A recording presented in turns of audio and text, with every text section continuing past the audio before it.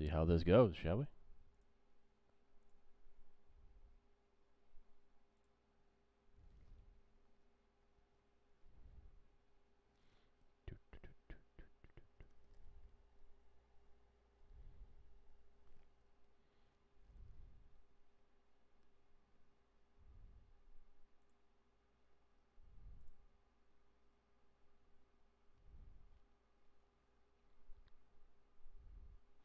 I just love it when it takes forever to kick up. It's just so much fun.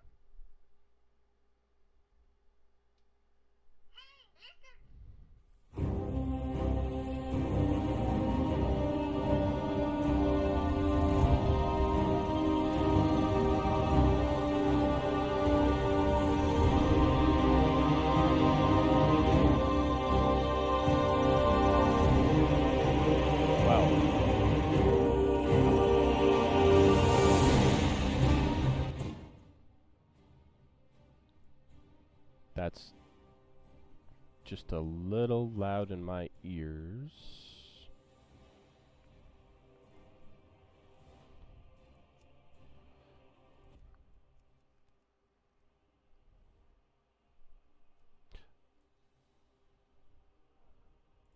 That sounds a little bit better. And would you look at that?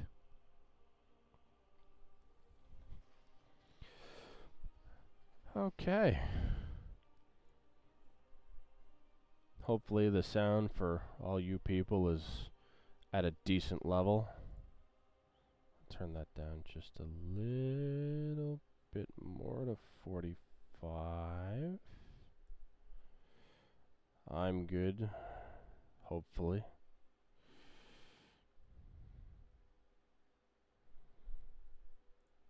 The volume isn't too loud, but I'll turn it down a little bit more on my end to about 5.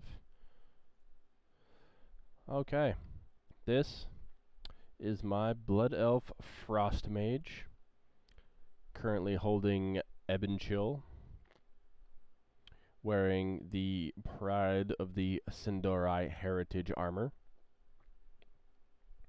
For all of you people, folks, that do not have this armor, that's too bad. I'd recommend getting it because this is pretty, badass. I like it. And it looks pretty decent on a female. I wouldn't want to mess with her though, not with those clawed gauntlets. And in we go.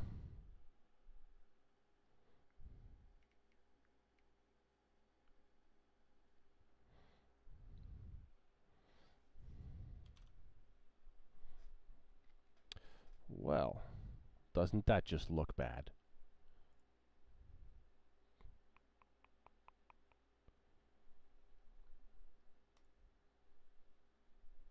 There we go.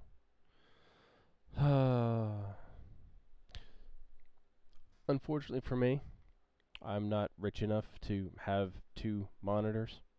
So sometimes things like that will happen where I'm supposed to be, bum ba, and sometimes it just doesn't happen. But yeah. Okay, we are in the game. Isn't that awesome?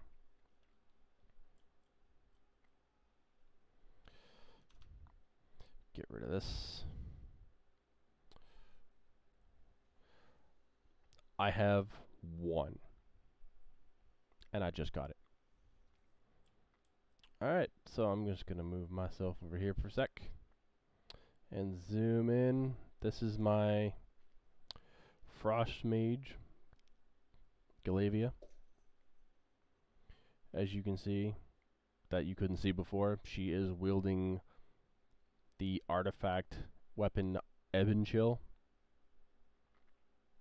She is a relatively fresh 110.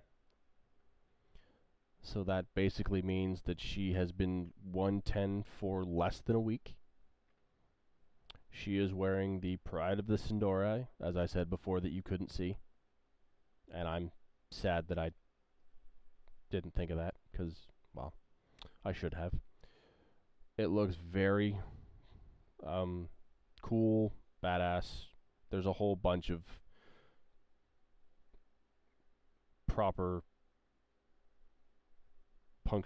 not punctuation, idiot, grammar that you can use positively for this armor. I think it looks really cool. I think he could look better. But anyway, my character looks cool. I recommend getting this, as I said before. It looks very accomplished. And, you know, kudos to the Blizzard team that came up with Heritage armor. Alright, so I'm a little controversy on this tune. It was tailoring and enchanting, and then I decided no, because her tailoring and enchanting hadn't really lifted off the ground too much, especially since getting to Zuldazar. And I decided to switch it up because I don't exactly have a blacksmith that I play on. And since I like this tune quite a bit more than some of my other tunes, I do intend to probably play it, and if I can, copy it into the beta, because I do not have alpha access, because I am not cool enough to have alpha access, like people like Kalani and Hazel and that other guy that got GG'd by a GM. So I'm just sticking around in retail because, you know, yay retail. Classic's fun to play, I will say that. I do recommend it for those that have never played Classic. I myself didn't come in until BC was transitioning into Wrath of the Lich King, so I am not a vanilla player. But I have been on and off since probably a couple months before the beginning of Wrath of the Lich King, making and playing different tunes and races and what have you. On this stream, this will not be the only tune I play. It will probably be at the forefront, don't get me wrong. So those of you who want to learn a little bit about the mage class, if you don't know, Icy Veins is a very big help. They will help you with your talents. They will help you with your Azurite traits, what they recommend. They will give you rotations. For those of you that don't know, it is a very popular site for most Blizzard games, actually. For those of you that would prefer in-game help, if you're willing to pay, it's $7.99 USD, I believe, but Zygor here is a boon, at least to me. They do quite a bit.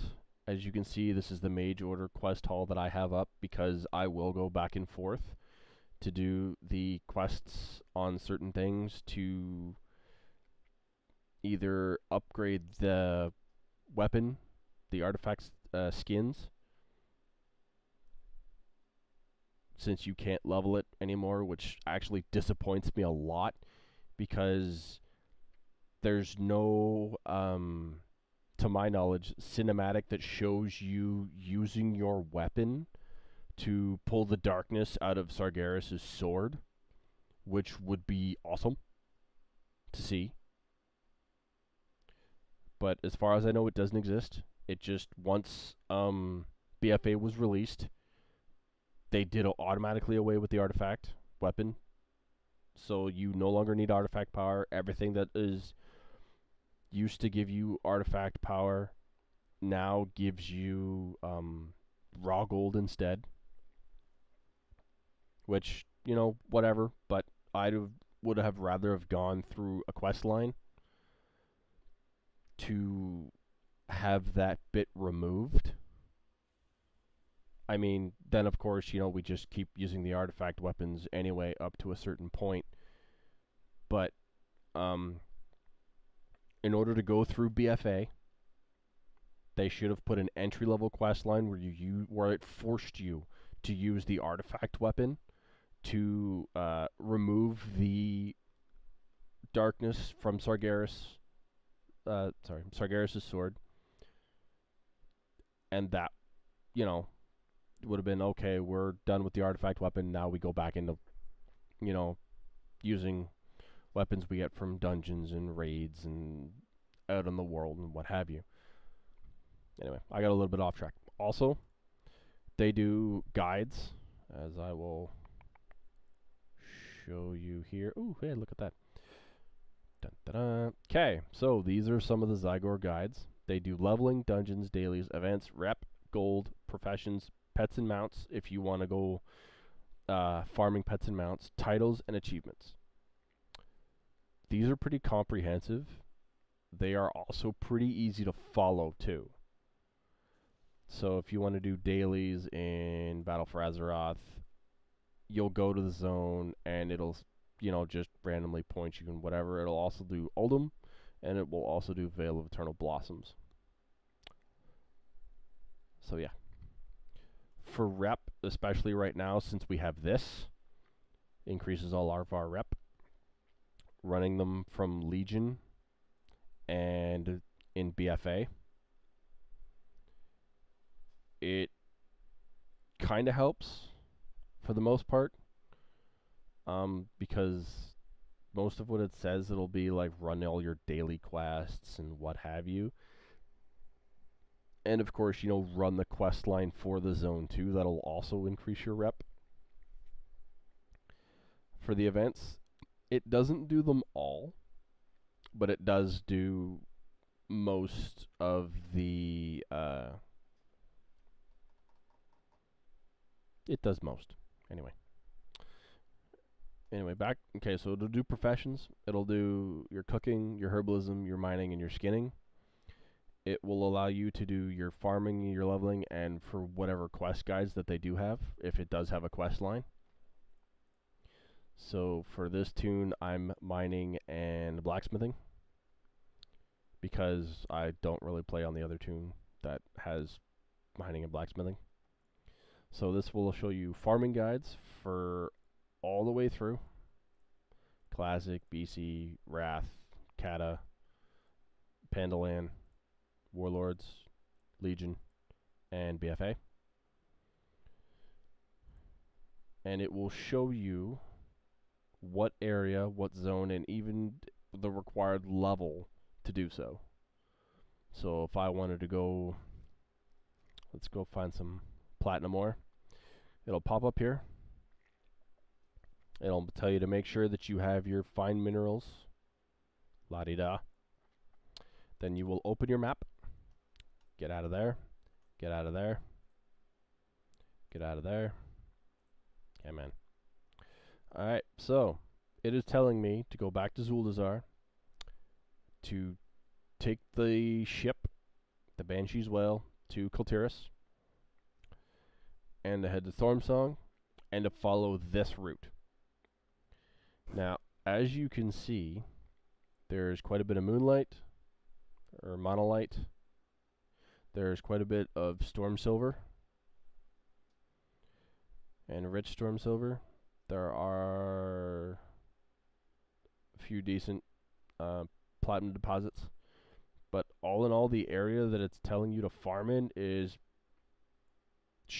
pretty decent respawn. I've run the route, and I thought it was, you know, worth it.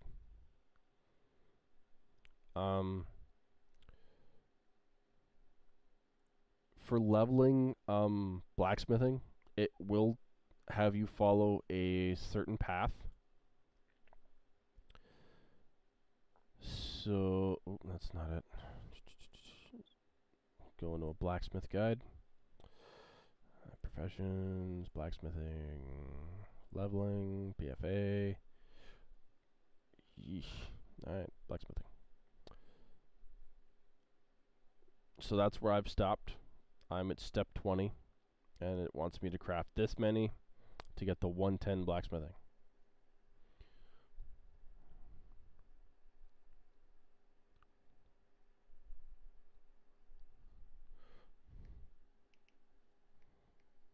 Just give me 1 second here, folks.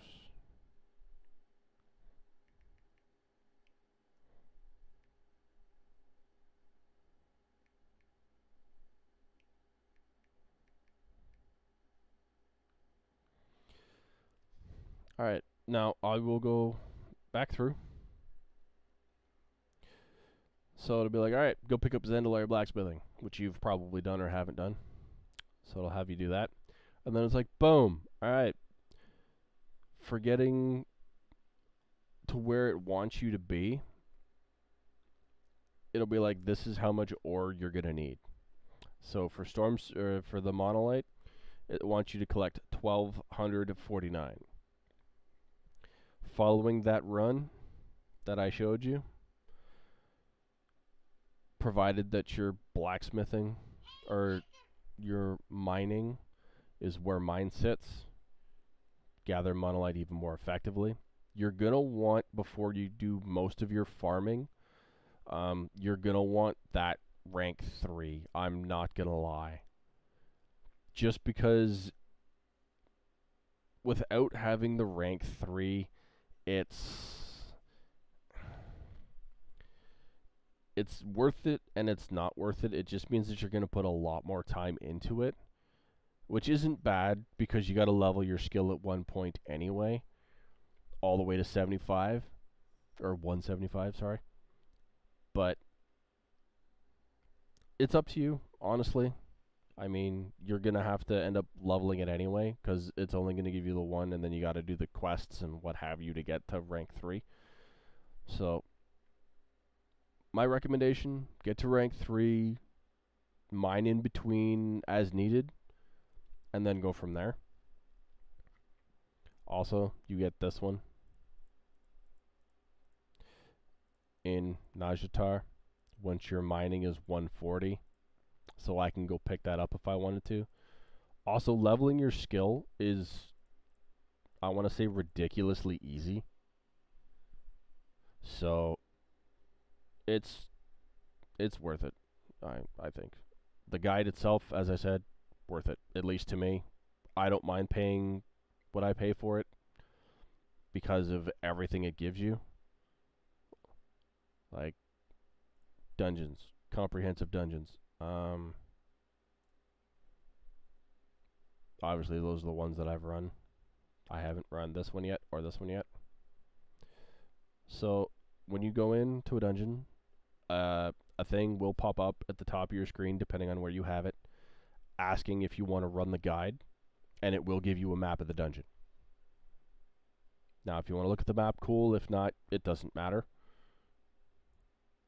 So, it'll tell you to queue, obviously, or some of them it should automatically pop up once you're in the dungeon itself. And it will tell you, which is actually great, because it shows you, everyone standing in the pools of tainted blood for the priestess. I don't know why the priestess is first on the list.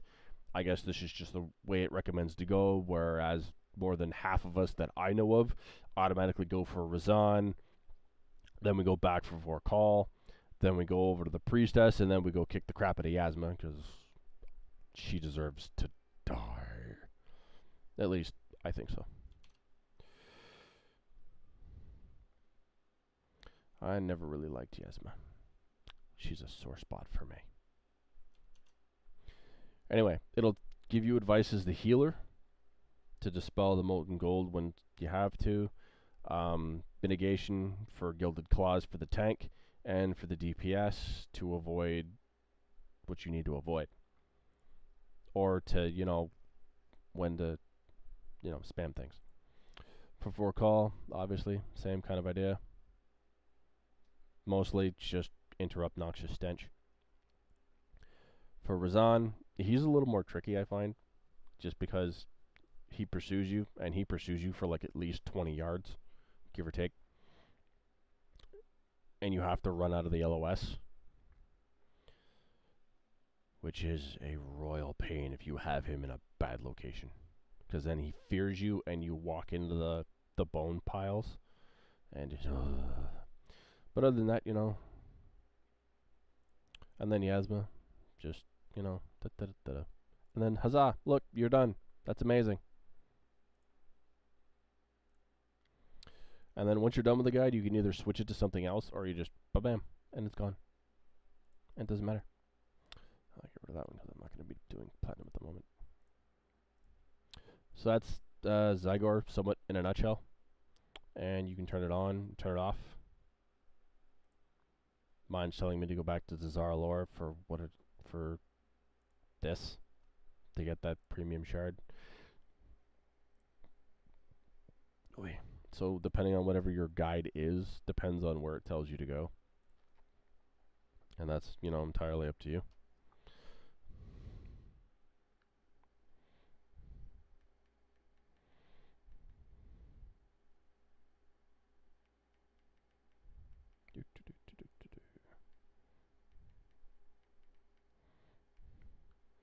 There we go. Sorry about that. Alright, let's get a move on and go do something, so you guys are more entertained. One piece of advice I have, that if you are farming, go and get yourself this. Manal hardened stirrups. If you are not a druid, I totally recommend this.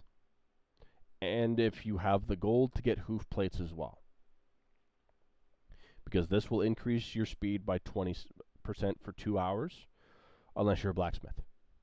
If you're a blacksmith, I recommend crafting these, because they are very useful to you and everybody else, at least I find. Anyway, the stirrups allow you to stay mounted and interact with basically everything. I say basically because no, you cannot stay mounted in combat. It's just a fundamental that they won't let us get past, which sucks, but otherwise, these stirrups are ridiculously useful, especially if you're farming. Also, as you can see, I've got about 37 minutes left on the ones I have over by my mini-map. That went down. When it says quadrupled the time, they're not kidding. So that's 4 times the time for a blacksmith that you have these. And that goes for these as well. Another piece that I would recommend would be making these. Now, for all of us who didn't get that stupid wider strider mount from Nat Pagel in Legion because we hated Nat Pagel or we didn't like fishing. I hated Nat Pagel. Freaking Nat Pagel. This will allow you to equip the inflatable mount shoes. Now, the dredge leather bladder you can either buy or craft. They are made by a leather worker. And then you need the hoof plates. You'll also get this at a skill of 150 from Najatar, which totally makes sense because, you know, that's a water zone, basically. It's like a reverse Vashir, pretty much. At least I think so. Also taking a look at the tools of the trade. So this is the tool of the trade for the blacksmith. The Kazgorian smithing hammer.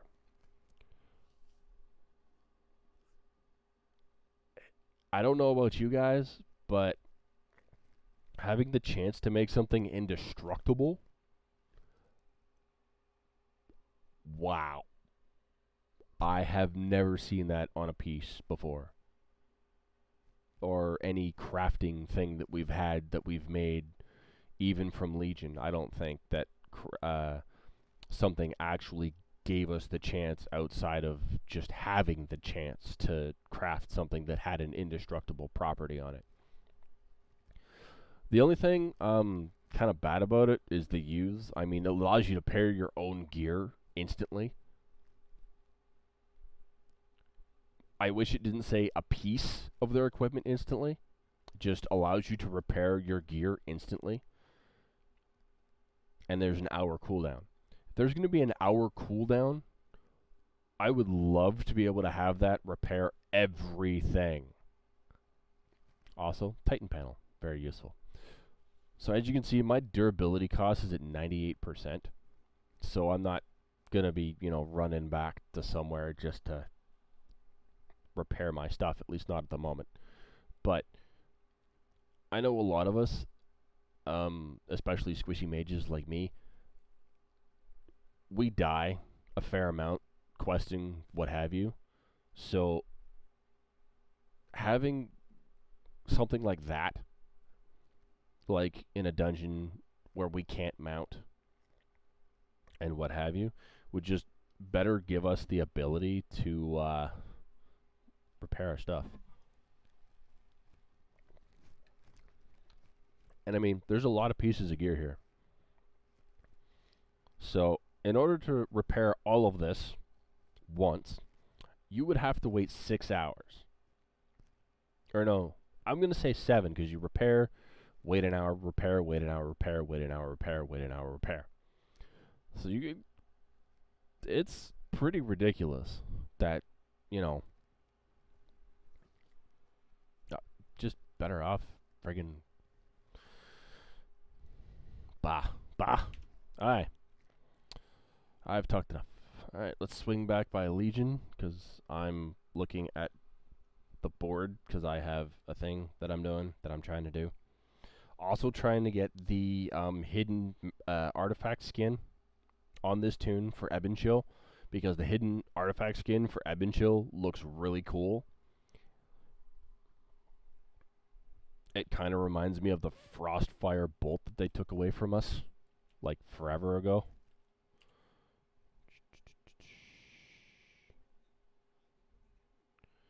Oh, lovely. Trying something new. Yeah. Whatever, Khadgar. So, according to Wowhead, when you're running down the stairs, there's an emote that is supposed to happen when you, when you're running down a set of stairs, there's an emote that's supposed to pop up that allows you to know that it says, hey, you now have the ability to travel to Frostfire Ridge, which is where it sends you.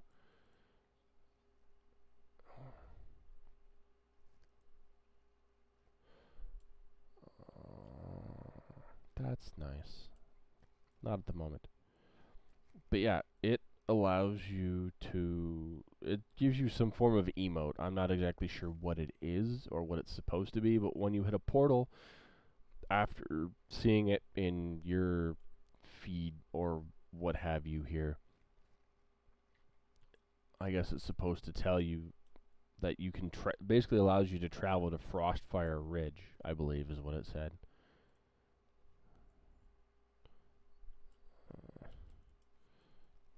Interesting that automatically goes to the 8 gold and not the 6, considering it's your class haul. It's not like you can get exalted with your class haul.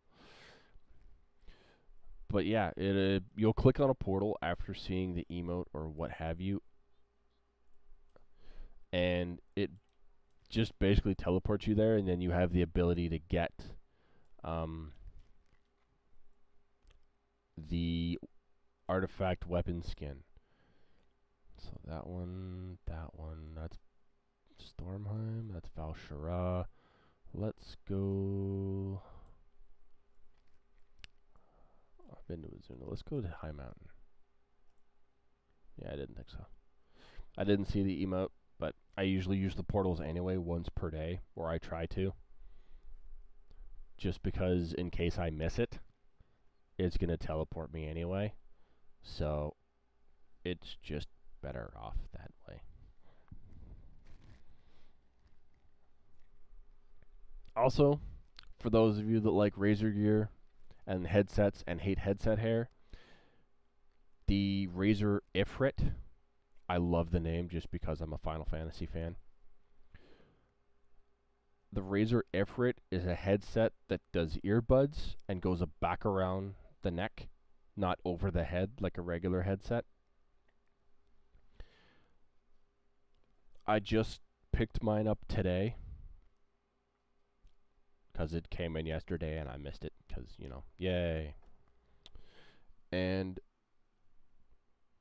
so far, I gotta say, I'm not disappointed at all.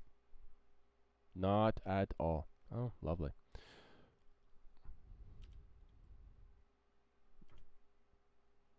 Well. There we go. Okay. So normally when you teleport through Legion on a mage, you get these, which will send you pretty much everywhere. Which is pretty cool, at least to me. Because now I can go back directly to wherever it is. Also, do yourself a favor and keep track of them to where they are. The one for Suramar is right there. For Azuna, where did you go? I did teleport to Azuna, didn't I? I thought I did. Okay, where's the Illidari stand? Here. So it should be in this area. I'll teleport anyway. Or, actually, no, I won't, because I'm going to get into the gameplay, because you guys are probably getting bored of just listening to me talk, which I really don't blame you for. Alright, so, back to Dazar'alor. You leave me alone, Khadgar.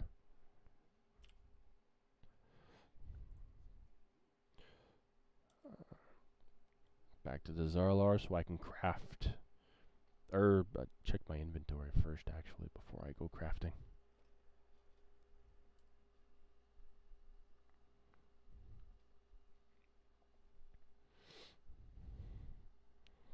Wow, half an hour of me just talking already. Jeez. Whew. That's pretty bad. Pretty bad.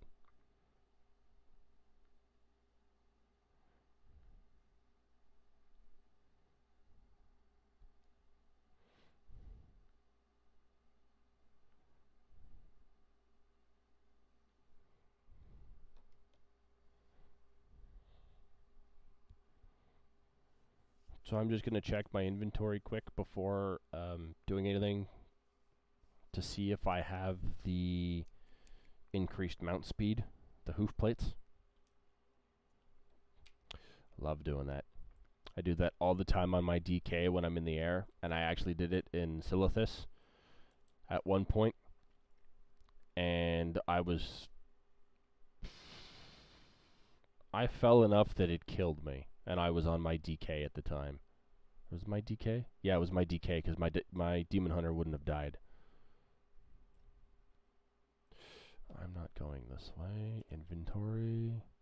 Yep, so I do have stirrups, but I do not have hoof plates. I grabbed these from my leatherworking tune and my tailorer. Just because. As you can see, also Zygor keeps track for the auction house. I mean, will have to go back if you don't have the Longboy or the Brutosaur, whichever you want to call it. I'm calling it the Brutosaur because Longboy sounds bad. So you can see that the prices are normal for the stirrups and for the barding, which are pretty good. I mean, the barding doesn't go for much, but the stirrups, as you can see, go for 450 gold. They're not exactly expensive to make either. 25 and 2. You can get the 25 pretty quickly, especially if you're rank 3 for the monolite. As you can see also, it shows prospecting chances. So, you know, again, Zygor, you know, kudos. I like the fact that it does that. Anyway, back to what I was saying. It's not exactly expensive to make, and the durable flux, you can get that pretty much anywhere. Well, not anywhere, but you can get it a chance from the Shredder, or if you play on the Alliance side, which you will see me do. Don't call me a traitor, you Horde fanatics. I started on the Horde. My first tune was a Blood Elf Paladin that I no longer have because, yeah. I do play both sides. The reason I play both sides is because you get achievements for it.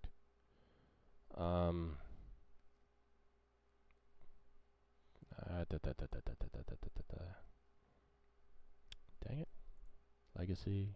No. Feats of Strength. No. That's promotions and stuff. Quests. BFA. This one here. 2 sides of every tale. And there are 2 sides. I do recommend listening to the Alliance storyline, especially when we were in Legion.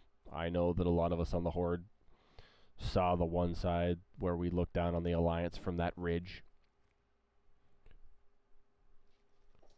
But yeah, finding out the 2 sides is pretty interesting, especially the ways that they go about it.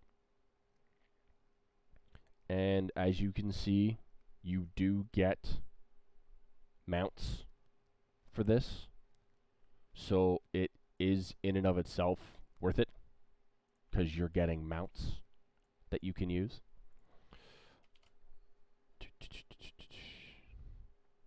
So I don't know if I have that one favorited. Yay, Mechana Spider. Also, your Pathfinder Part 2 gives you this mount. So it is, pretty worth it. This is for getting your Zandalari Troll unlocked. This is for getting your Vulpira unlocked.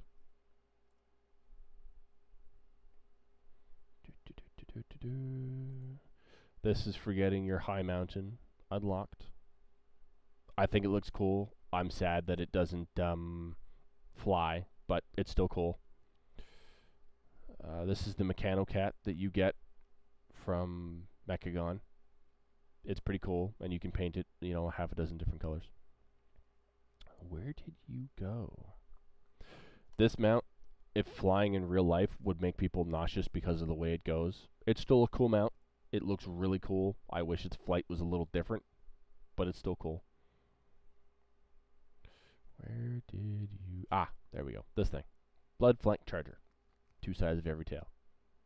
As you can see, it's a horse for the Horde, which is cool. Now, unusable. Really? Collect. Also, Gilded Ravasaur, for getting the Collector's Edition.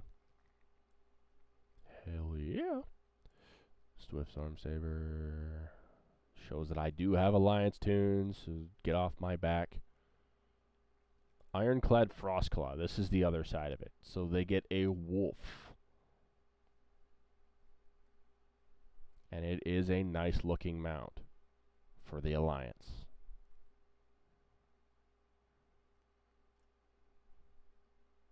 Now, if you really want to get into a philosophical debate with me about which side I prefer, I don't have a side I prefer. Each side has their own tale. When it boils down to it, I don't really care. I like the storyline for the storyline. I'm not going to pick a side. So all you Horde and Alliance fanatics that are like, oh, you play both sides, you're a traitor. That's your opinion. I don't care. Alright, so let's make some stuff. I have stirrups already. Now I will make a hoof plate. There we go. I usually only make them a few at one at a time, basically. So that I can just, saddle blanket on your mount, making your mount much more comfortable and cool for 2 hours. Quadruped for tailors. Interesting. If you're gonna use it, use usually these three in conjunction. I really don't know what this does for you. I will use one just for the sake of using one. Um, being dazed isn't too big a thing. I mean, because you're usually in combat by that point anyway. But this just stops you from being dismounted. So if you're up against something that can fly, I would probably recommend to use this. So if you're a good place for that would be Nazmir, because a lot of what it tells you to gather in Nazmir are the herbs. So if you're going for the riverbud, the siren's pollen, or the anchorweed, which Zygor will tell you to go here for, and it will tell you to go all around here to do so. And as you can see, there's a cauldron, a cauldron, a cauldron, a cauldron, and another cauldron. So being an alchemist in this zone, I would say, is beneficial. Also, there's a couple time rifts around as well. So being a tailorer would have its advantages too, if you wanted to, kill blood trolls.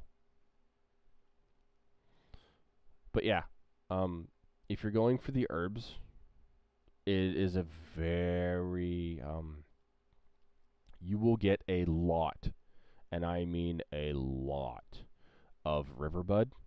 So if riverbud happens to be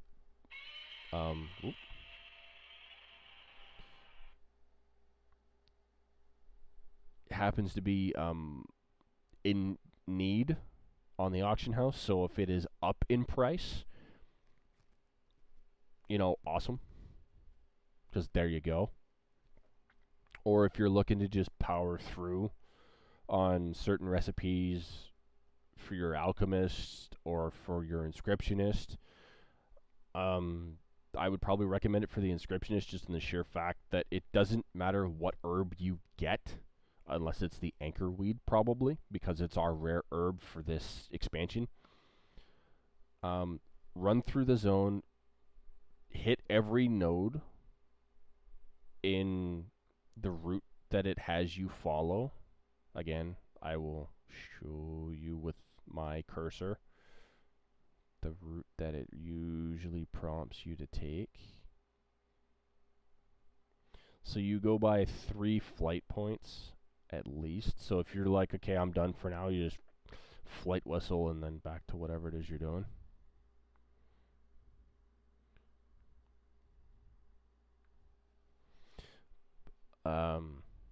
But yeah, for an inscriptionist, it doesn't really matter what herb you get, because you're milling them all down anyway, and then it divides according to whatever the chance is to give you what you use for your inscription.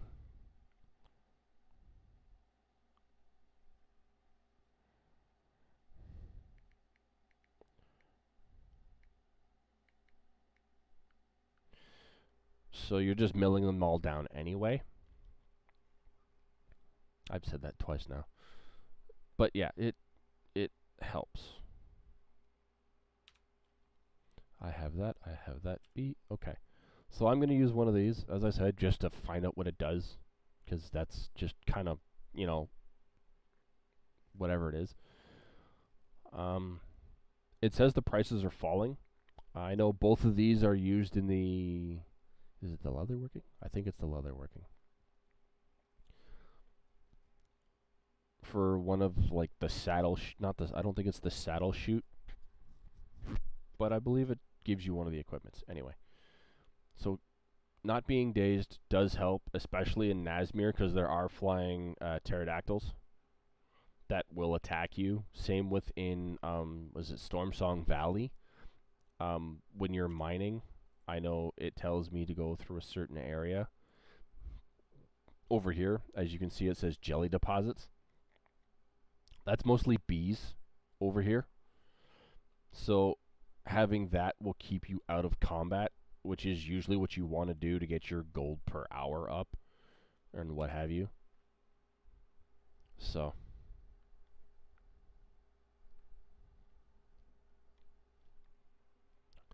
alright, let's And you can actually see I'm at 15 minutes left, so I might as well throw mine on.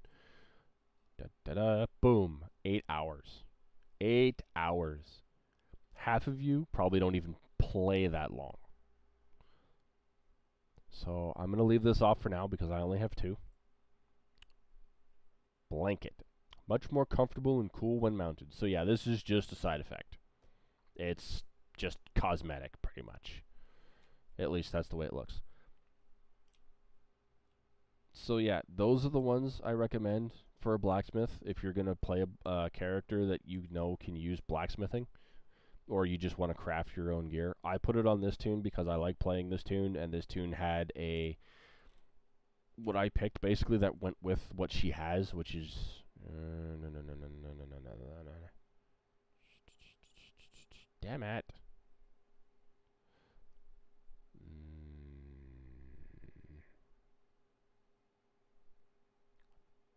Oh, interesting.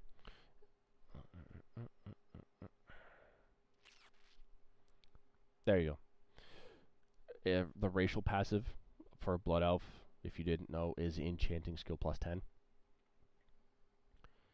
Which means you should obviously start with plus 10 to your enchanting. Which works quite well on this tune. Because I already had a Blood Elf DK, I made her my enchanting and tailoring person. So I decided to change this person and make her my blacksmithing and mining person, because I don't play the other one too much. I also, when I started this tune, she was a fire mage for the crit, but I don't know how this works out or what the mechanics are behind it and what have you, but I end up doing more damage in a quick period of time than my fire mage did, and I don't really understand it, and I honestly kind of don't want to. So, yeah. Because taking out the one elite you have to in one of the quests, I think over here? I believe it's over here. He ends up being a world quest at one time. Anyway, the hunter dude that's over here, or poacher, or whatever they want to call him. And he kept beating me. Like, I'd get him not even a quarter of his health gone, and I would be dead, basically.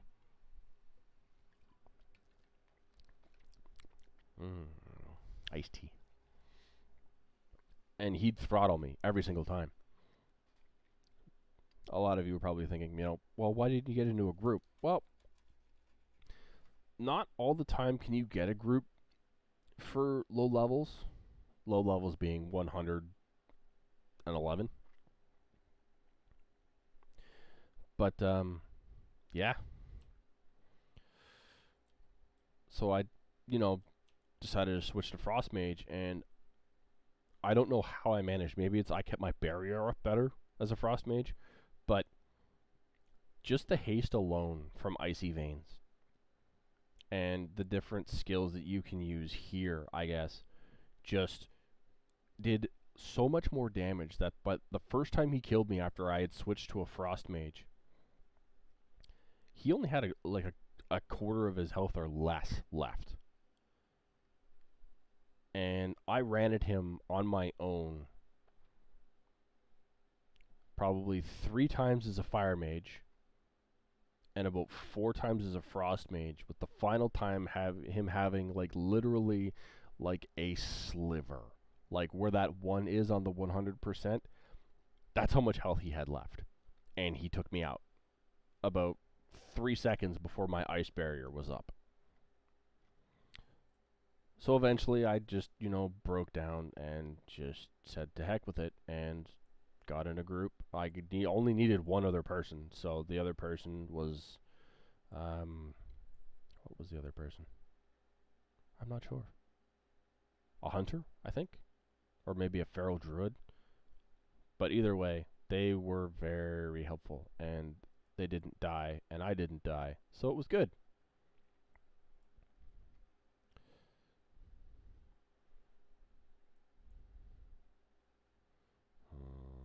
What to do, what to do, what to do.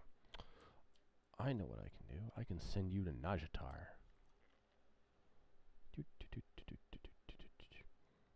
So since we've got the things we have, and yes, I have unlocked Najatar. No, I have not unlocked Mechagon. I have almost no plans to head in that direction on this tune after I have become exalted on my druid. And I have unlocked the Mechanome. The only the only race that I have not unlocked is the Kultiran, the other human race.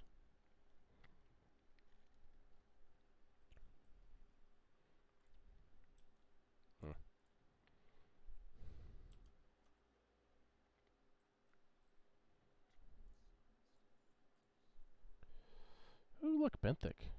Speak with spirit workers. Just because it gives you things. And I don't have the world quests here totally unlocked. So playing through this zone is generally a good idea. To unlock all your world quests, it helps. Am I going to look through all of these cinematics? No.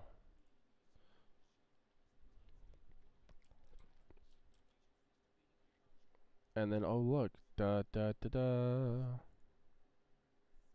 Oh, you have to pick one. Ugh. Ugh. I'll take a pair of boots. And then, oh look, 20. Welcome to Najatar. Upgrade a piece of Benthic. Because I have alts, and I have quite a few, as you you guys didn't see, because that's when I was showing off the Sindori armor, spinning it around, and you guys were looking at the Battle.net opening set. Because I have alts, and I have probably about 5 120s now, a few of you were like, that's a lot, and then probably another bunch of you were like, that's all you have? But yes, because I have alts, the minute that this tune hit 120, I had a full set of Benthic gear ready for her. And my item level literally jumped from like 260 to 270 to 360-ish. Of course, as you can see, I still have an heirloom piece, and my rings aren't even at 300 yet. So that's why should be questing, actually.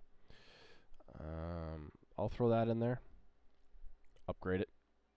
Oh, look, it's 400. My item level just jumped one.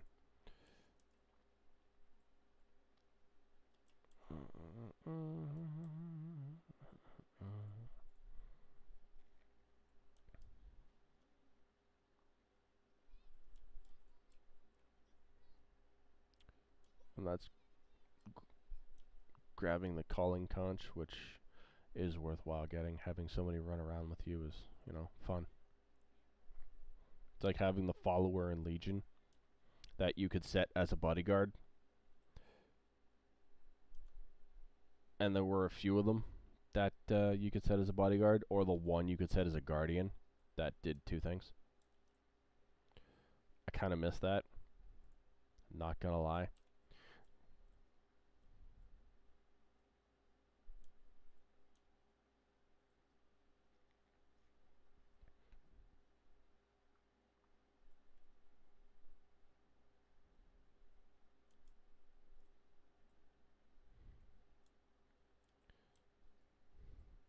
So for this, I'm probably not going to go with Neri.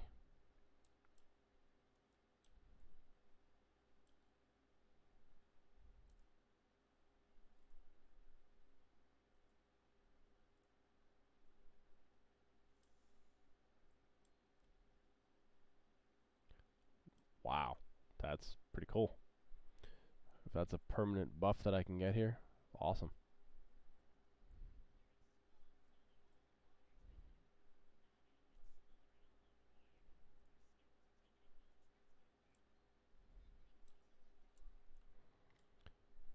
So in this, on the conch,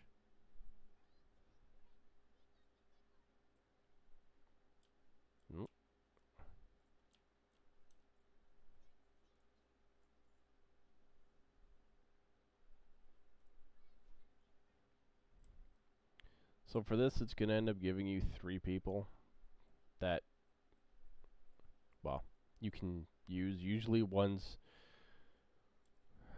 tank, 1 deeps, and 1 ranged. I'm going to probably end up not running around with Neri because Neri's the DPS and she's the melee. I will probably run around. Well, yeah, I say that like, oh, there's a ranged DPS. Or not a ranged DPS, a ranged tank. Which would be really weird. Just saying. Having a ranged tank.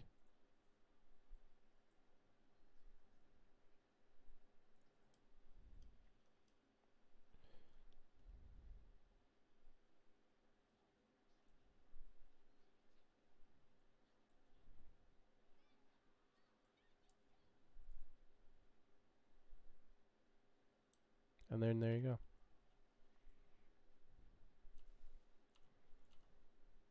I'm also running max DPS, which is why you will see a few things on my board there.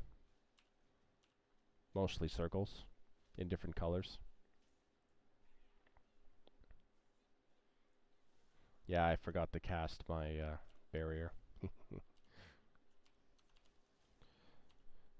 Target, target, target, target, target.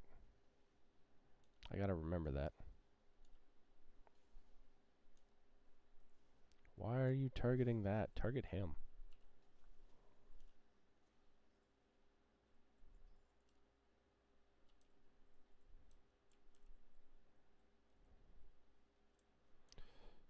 So this is where being a mage kind of comes in handy. Because you're just like, oh, well, damn. And since I still have like 50 minutes of food buff, it's like, ugh. That's why people usually craft extra food. So they'll use something like this instead of this. But yeah, being a mage, I'll just craft my own. Pro from the deeps grants mastery to nearby players in Nashatar. I'll wait for that. Oh, and that's why we don't sit down. Whee! So yeah, that happened.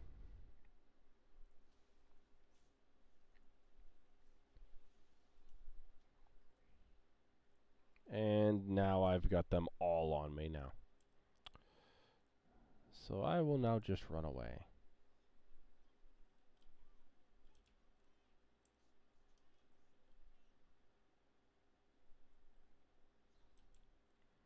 Lucky for me, I ran into Smell Eyes.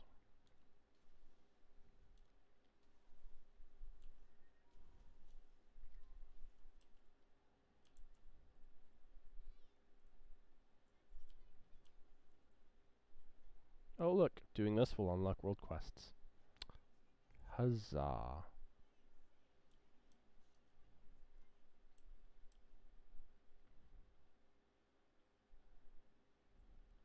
Ooh, look, and I'm...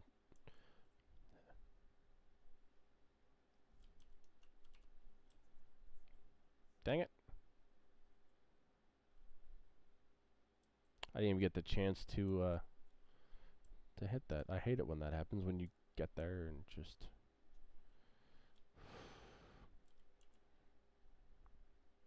And that does happen, actually, to me quite a lot.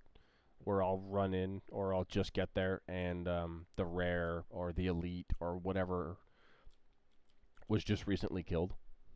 And it sucks. What's this? Oh, frostbolt damage increased.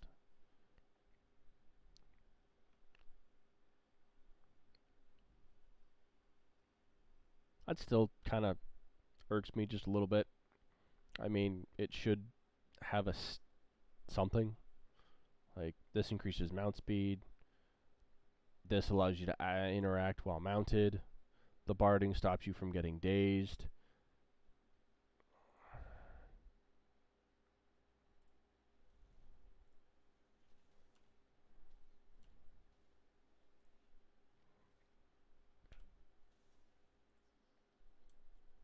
And there we go. That's done.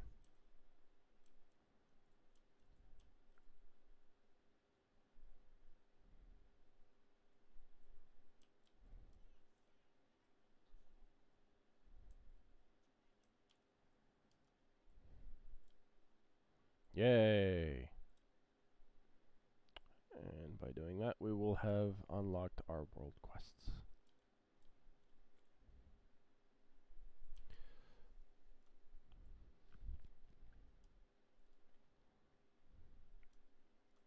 Also, the mount you see that I'm riding that was a part of the deluxe edition for the Shadowlands expansion that we received,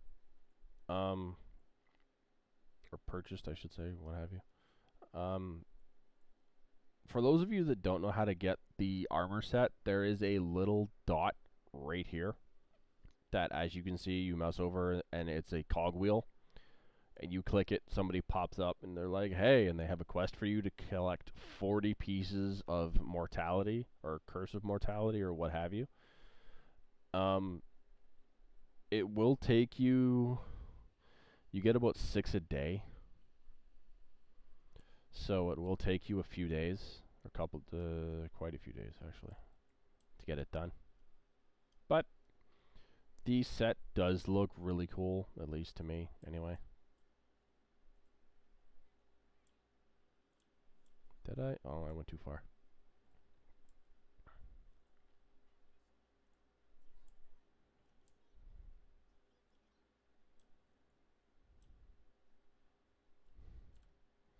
So there we go. All our world quests are unlocked. Also, a crap ton of Semonite ore is everywhere. I do recommend farming the pearls, just for the sheer fact that you can upgrade gear.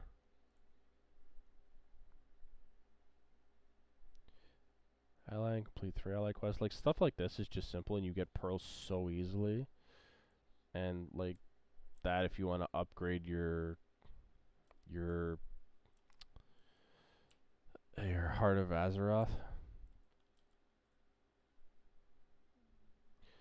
So, this one here, Neri, is our melee DPS. This one is our ranged DPS. And Vim, as you can see, Shell Smash is more of a tank. So, depending on how you play your character and which way you would go about it,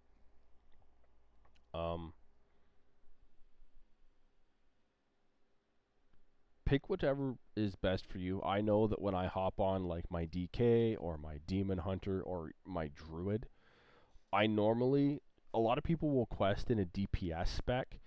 I'm a bit backwards. If I main spec a tank for that tune, I'll run around in that.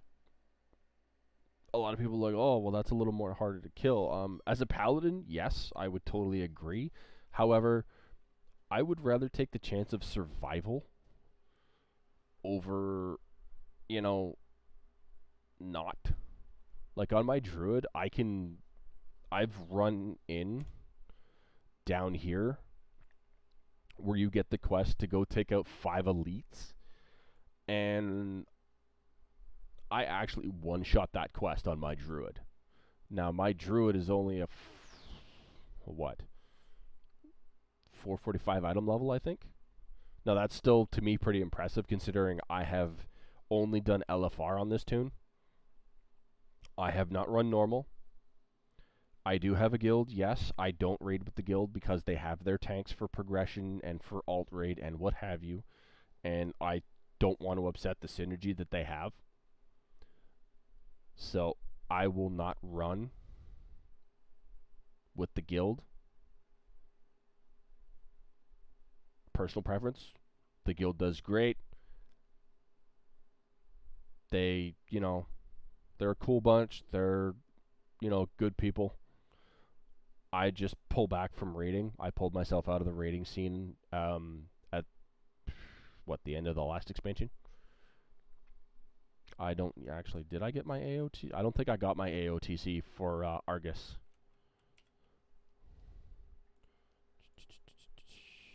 That's promotions, events, raids.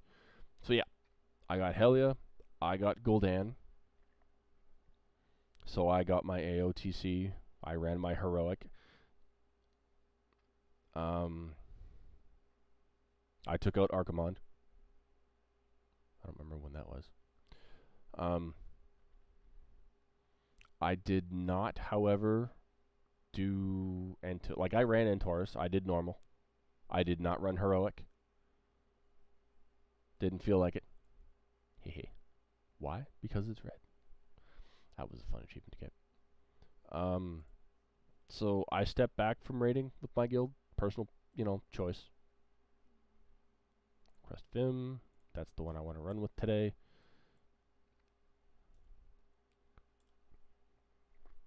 Maybe he's a tank, maybe he's not. But either way, I now have 2 companions. I have my own mini party. That is so useful. So useful. But it takes quite a bit to get. It's just, well, not a challenge per se, but mining? Yes.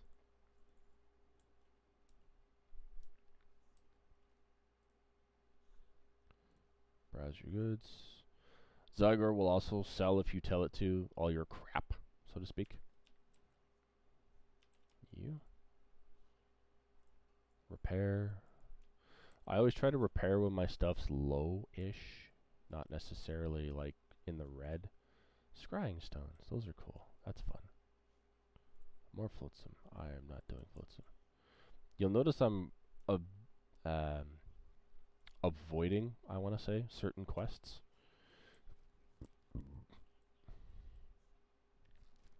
Oh, I totally forgot about that. And I will throw up a flask as well. I have an alchemist, as I said earlier. It's my druid. He's an herbalism alchemist. What the? Oh, scrying stone used. Why would it want me to scry over here? That's just weird. At least to me.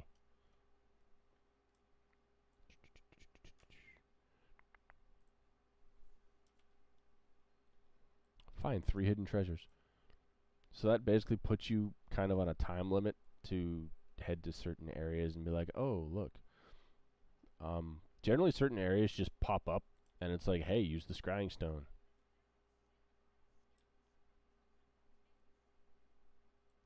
Right.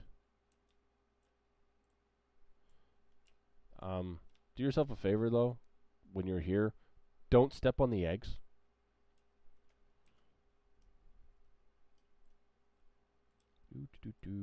On Semonite ore. Also, sorry. Get this. The Zandalari mining, or whatever profession that you're doing. Each one of them has their own. So if you're mining, get the mining. If you're skinning, get the skinning. If you're herb gathering, grab the herbalism. And if you're just like an enchanter and a tailor, and you're like, oh, well, they don't have one for me. Yes, they do. It's called crafting, so that you craft quicker. So it is, quite useful. Also, Zygar will point you in direction of gear to a point, and you can edit this, which I will show you as soon as this is. So it tells me to go, so I don't get caught in whatever it is that they're doing. It will tell you where to go. Like, hey, you've got a new staff in the Temple of Sethralis from that boss, and it is 49% better than what you're currently using, which is cool. So you can tell it to literally like, hey, all right, you can auto-equip, you enable the gear visor, you can disable it. It will display the Azerite power info. It'll do score tooltips. So I'm usually stick to what I can run by myself. No guild, no outside interference. So I can run normal and heroic dungeons. I mean, if I really want to be a pug for Mythic, I could, but as of right now, my DPS, they'll just kick me. And I don't generally run time walking, generally speaking. For raids, I can only run normal, or raid finder. I'm probably not going to run normal. Also, funny fact, I have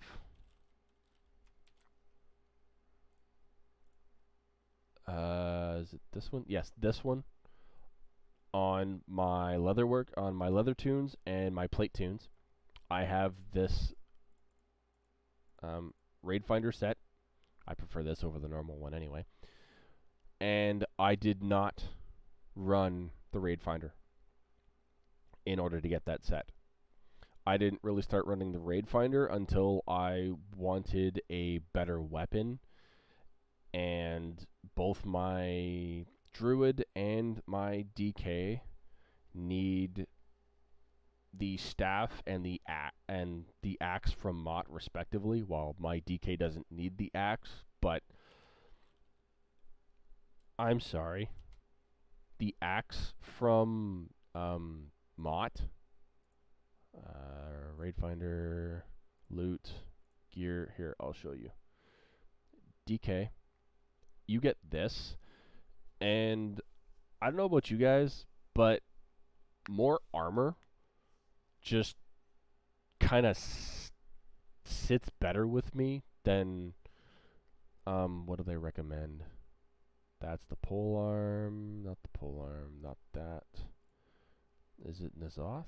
Yes, they recommend this one, the Devastator's Hour. Now, Twilight Devastation's good, don't get me wrong. The only problem I have with Twilight Devastation is that it, one, doesn't go in a straight line, and it's 18%. Now, out of everything here, that is probably the second best one. I know a lot of people will swear by the Infinite Star as well, and I can't, disagree with that, because the Infinite Star is, badass. Excuse me. Axe. Polearm. The polearm should have its own ability too, actually, when I look at it. Instead of only having a few of them that just pop up with corruption. But yeah. Obsidian Skin just kind of, sits with me. Because, bam, increase armor by 5% while in combat. Explode with Obsidian Destruction every 30 seconds, dealing shadow damage equal to 700% of your armor to all enemies within 20 yards. Now, in the raids we have currently in Nyalotha, this ability just sits better with me than Twilight Devastation. Because as a tank, like, even as a mage, my armor's, at 1,000. As a tank, your armor is pushing, depending on what your item level is, what potions you use, what food you've eaten, and what flasks you're currently, using, because you're going to have verse, you're going to have your agility, and what have you, unless you, need a stamina flask because you're desperate for, survivability. But your armor is going to be anywhere between 2.6 to about 3,000 plus. And 700% of that is going to be the damage in 20 yards. Now, that to me just, as I said, sits better than this, it's 18% of your health. Well, your health as a tank is definitely high up. I can't disagree with that. It is a good ability. To me, it's, right below Infinite Star. But, as I said, the axe just, sits better with me as a tank. Because it automatically boosts your armor by 5% of whatever its current total is. So you're automatically getting more armor. And then it goes and deals every 30 seconds. So you explode with this Obsidian Destruction while you're in combat every 30 seconds. In a boss fight with multiple adds, this ability to me just... Why wouldn't you use this? Why would you, go for a chance with Twilight Devastation when you have a for sure ability that'll go off? It just, it makes me, question people's sanity when they're like, oh yeah, we're going to use this one because, you know, this one's better, but how is it better? You know? I mean, I'm pretty sure there's a lot more mechanics behind it, and a lot of people are just be like, ah, you're opinionated, you're an idiot, shut up. I admit I am opinionated, but I will also listen to another person's opinion. Like, if they say, yeah, this ability, you know, this is why I picked this, and they have a decent reason, not just like, oh, the guide told me this.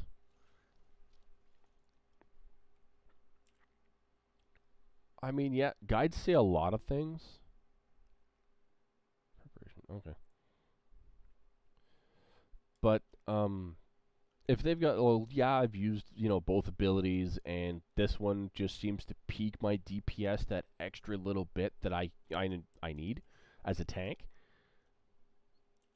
then far be it from me to, you know, say anything about it.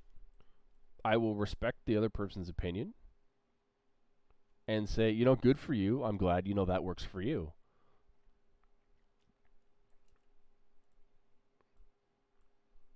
You know, let's raid sometime would probably be, you know, because I don't raid very, very much. And of course, you know, people would be like, well, if you raided with your guild, you'd probably raid a little more. But,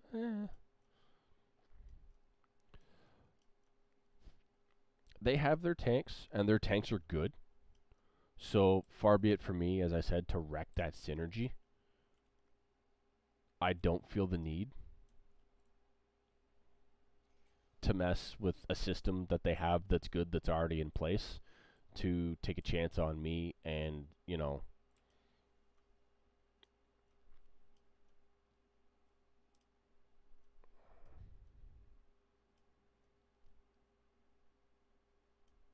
I mean, I will probably run like alt raid with this tune because I'm at 300. Actually, no, I can't, because their alt raid actually throws them here, and I need to be a 410 item level. Ugh. So yeah, no alt raid for me. That's my own fault. As I said, this one's a fresh 120 pretty much. So, but I'll get there. You know, doing what I do. Will I get there quick? Probably not. It'll probably take me a week or so of actually, you know, full tilt. Well, not full tilt, but you know what I mean.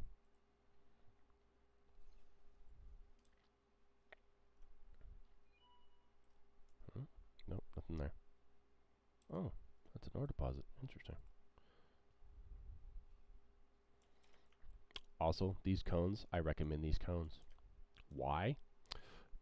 Because they stack. Okay, I'm supposed to be doing this one. It recommends there. Now I've gotten one. Ooh, get out of there, get out of there, get out of there. Okay, so that's the alliance zone right there. That's why all of that is red and elites. And you can see it says 7th Legion Guardsmen. That's an alliance. Let's stay out of there.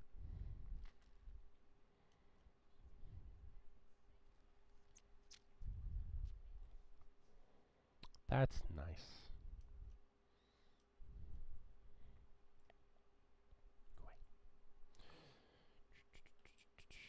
So somewhere around here there should be another scrying ability here.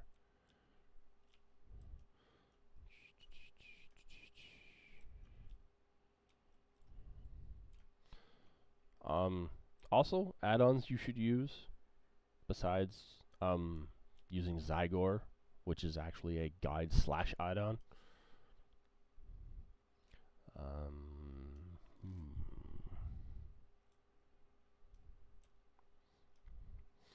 Just let me put myself up here, and I will be right back.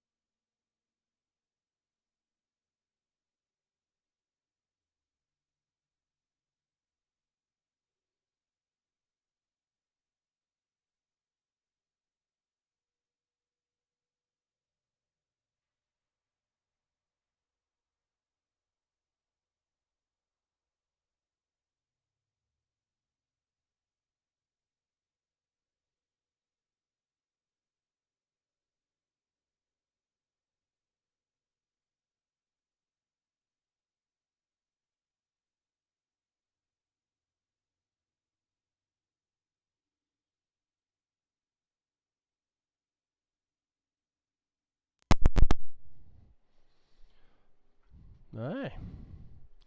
And I'm back.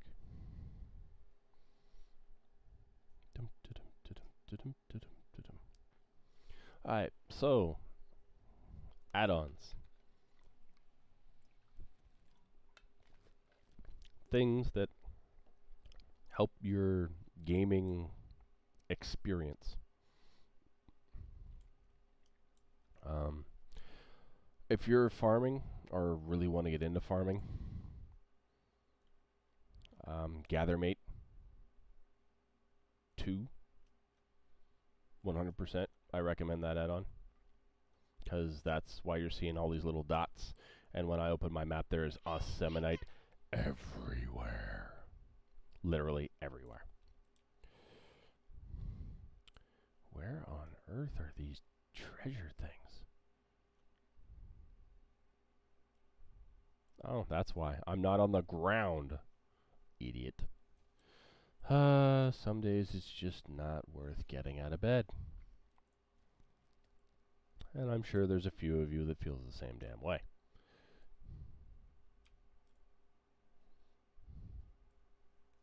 Ooh, Brimstone pickaxe.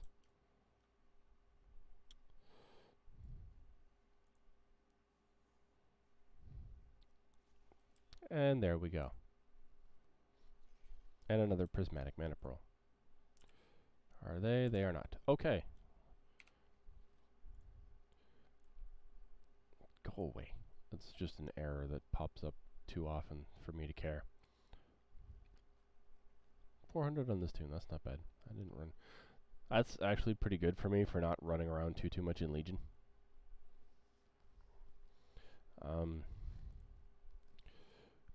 Generally, on your backpack, I would recommend, say, just keep track of the main stuff you know for a fact you're going to be using. You only get 3, so, you know, I wouldn't recommend, keeping track of these, but the other ones that you use at the Titanic Research, those ones, mana pearls, because you do get your Azurite powers from them. Or I should say you can get your Azurite powers from them. And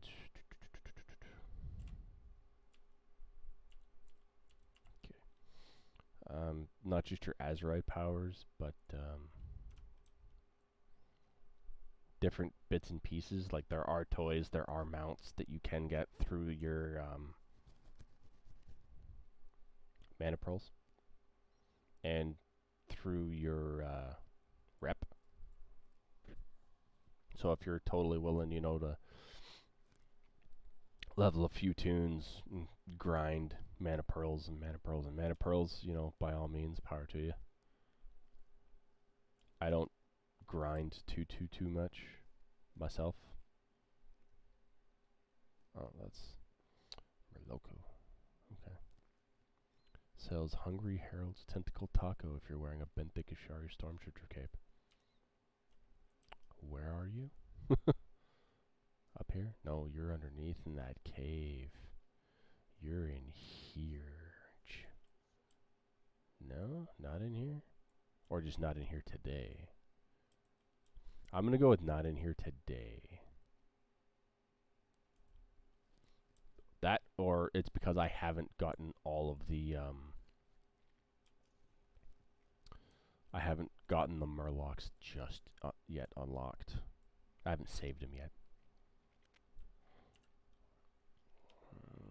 I'm going to go this way and get some more mana pearls.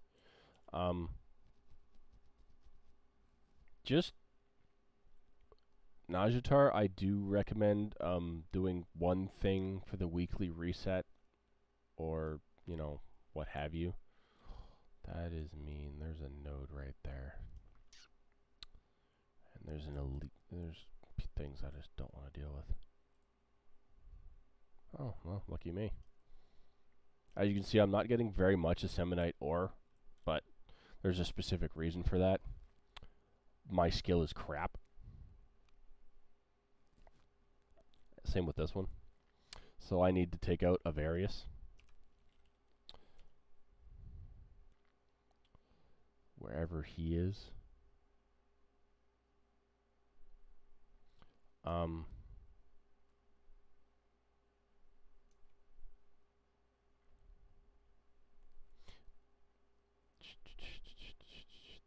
is a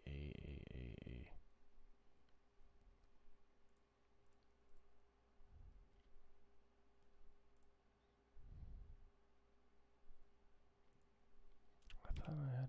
I'm pretty sure I have an add-on for that actually.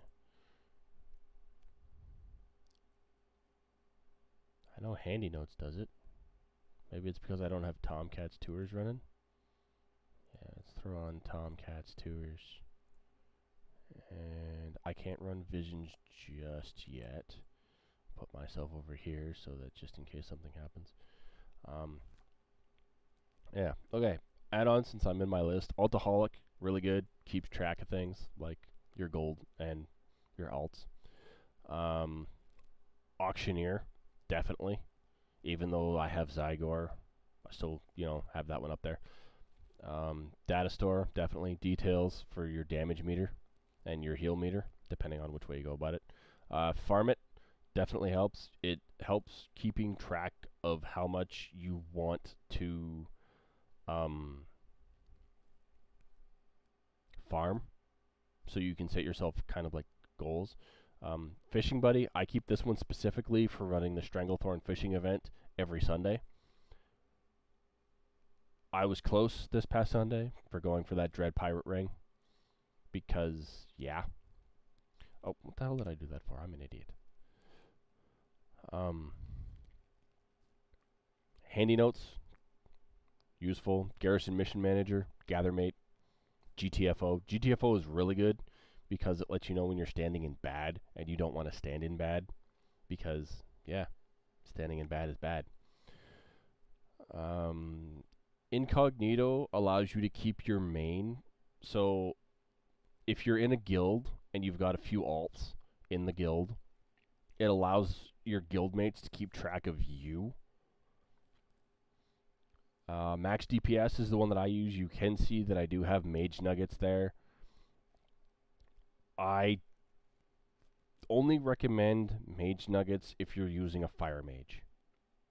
And even then, you're probably better off with either Conroe or max DPS. The only reason that I'm not using Conroe is because for certain classes, it will pull up a little piece that I usually throw right about here, and it will say burst or single, and it will go between auto, single, and AoE. Actually, no, it's burst in another one, but I haven't had it on for a bit. So, but basically what it'll do is it'll allow you to set how much, what your skills are going to be. So it'll be full or burst, sorry. Full will do your full rotation of what it has for you. Burst will do basically what you're going to want to, you're all out against a boss. So it's going to throw all your cooldowns, most of your most powerful skills or spells or what have you, that you're going to want to throw it at a boss. So if you're taking on an elite you've had trouble with, you're better off going with a burst rotation just to smack it. For single, AoE, and auto just allows it to pick between the two for whatever it is that you're doing. So it will literally pick between the two, which can be pretty useful because then you're not clicking, which can come in pretty handy actually. But for me, it got irritating because I'd play a tune, and if I'm learning that tune and I don't know a proper rotation for them yet, I want to figure that out myself to find out what works for me, so to speak. So, yeah. So I stick with max DPS. NPC scan, of course, very good. Allows you to know where all your stuff is. I have Paku's totems because I picked Paku for Zuldazar over Gonk because it just comes in a little more handy, especially when you can go from the crafting area to the port of Zandalar without spending that gold every single time you want to travel. Pawn, as I said when I showed you guys that this was a certain percentage upgrade when I was over here. This is pawn. When it says frost up 49%, that's pawn. Zygor is the one above it. Pawn, like this one here, that's 26%. I don't know if I have anything that'll show me where it's just an item level. Zygor, you can tell the difference between the two because Zygor will have the item score and pawn will automatically go for your spec and the percentage up on your spec. See, like these here, the trinkets are Zygor specifically. They're not pawn. Pawn does not recommend these here. They are an upgrade, but they're an item level upgrade. They're not a DPS upgrade. So yeah. And then of course, because you're in Zygor, or this is part of Zygor, you can open and it will guide you to them, so to speak. Okay. Enough talking for now. More killing. Yes, something else that I recommend. This right here. Mardivia's Laboratory is definitely worth running every week. Not only do you get mana pearls for running it, it has a chance to give you a piece of gear every single time as well. So, where the hell am I going? Ugh. Can't even follow my own map half the damn time. I get turned around so easily on all my tunes.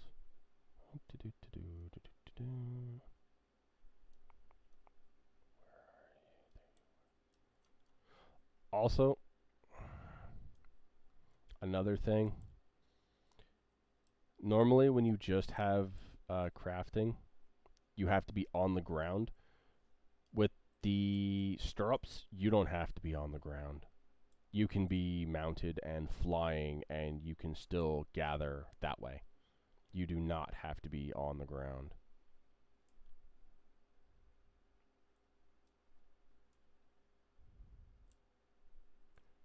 There you are. Yep. Of all the things that happen, that pisses me off the most. Because it's like, hey, you can gather this, and then it just disappears, and it's like, haha, sucker! So that's a troll by Blizzard as far as I'm concerned. They're just like, there you go. Sucks to be you. Oh, there's a quest for this, isn't there? Crap. Anyway, yes, running this is what I recommend because you hit the book every week, and then you go through an earth, a fire, or a water stone, and then you have a greater fire, a greater earth, and a greater water stone. And by running this every week, as you can see here, there are different bosses you can run into. From arcane, water, fire, and earth. And then, as you see on the list down below, that an add-on has gifted me, I'm not sure which one, I can grab the offhand, which comes from the watery amalgamation, or I can go for the staff, which comes from Mogia, which is the small fire, greater earth, and then the two-handed sword, which I'm surprised that actually... Oh, nope, sorry, the wand, which was from Ungormath, which is a small fire, greater fire. Now, to be honest, depending on your playstyle, you can go for the two-handed, or you can go for one of each. I'd recommend trying both to see which gives you more DPS, depending on your class. I mean, some people like the wand of and an offhand a lot better than they do a staff. Sometimes they look cooler, sometimes you just, prefer a staff. Whatever floats your boat better. But yeah, running that gives you, I think, 10 prismatic mana pearls every time you do it. So, useful. Not including you get loot from what you kill as well. So you can get more mana pearls, or you can get the weapon, or both, or whatever it chooses to drop for you. So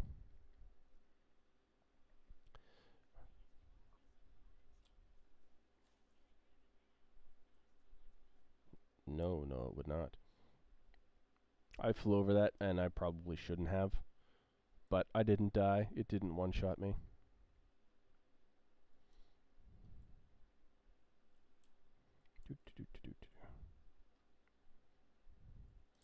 So yeah, I like not having to, be on the ground.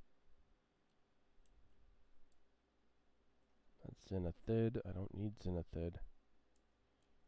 Where is that? A node? Shadow Spike Lurker. Is that a rare? That might be a rare. I don't know. Anyway, the quest it's telling me to do is this one over here. Brimstone. So basically it gives you a pick, and it tells you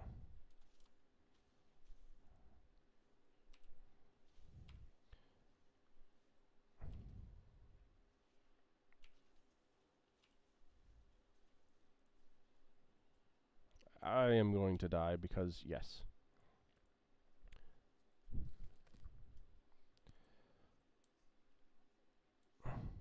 As I said, I totally expect to die as a mage.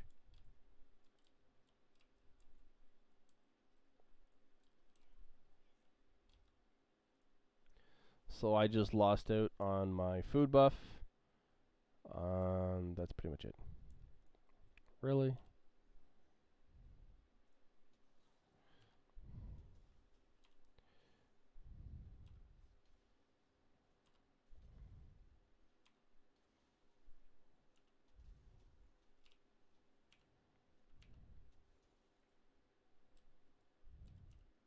So yeah.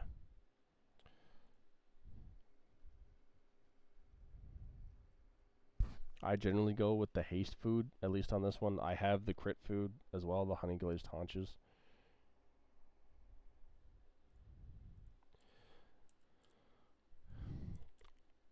I do stuff like this fully expecting to die, so yeah, just bear with me a little bit here.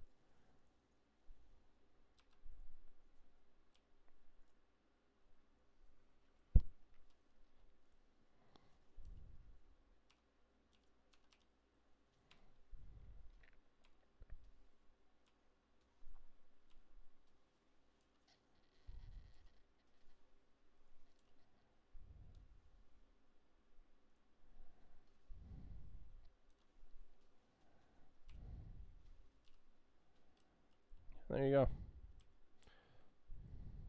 So yeah, that comes in handy. That icy veins. The skill, not the website. The website too comes in handy, but we're not talking about the website. See, I come here as a tank, and I don't even worry about this place because I can pretty much gather everything and just not really care one lick unless the elites start, bugging me. And even then, I don't technically care too much because even though they're elites and I have the little things trying to chip away at me, they don't do enough on my tank to, warrant my care, so to speak.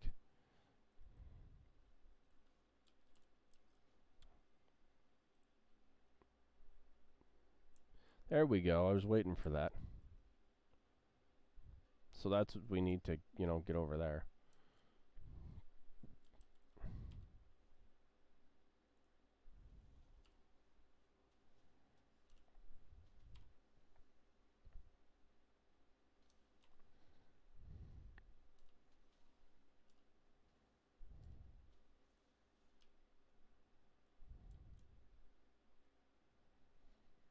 As a squishy mage like this, I usually recommend, and I myself try to leave the elites alone. I don't try to push that envelope at all.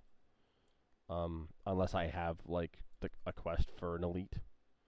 But other than that, I try to stay clear of them because they hurt a lot, and I generally get myself killed pretty quickly. Even using the arcane barrier, jeez, the icy barrier, it's not a guaranteed thing. It doesn't absorb much damage, so to speak.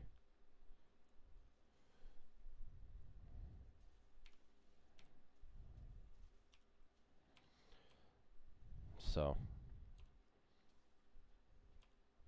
like, as you can see, my barrier's already gone. Oh, I guess he healed me, or I healed myself there with the undulating tides.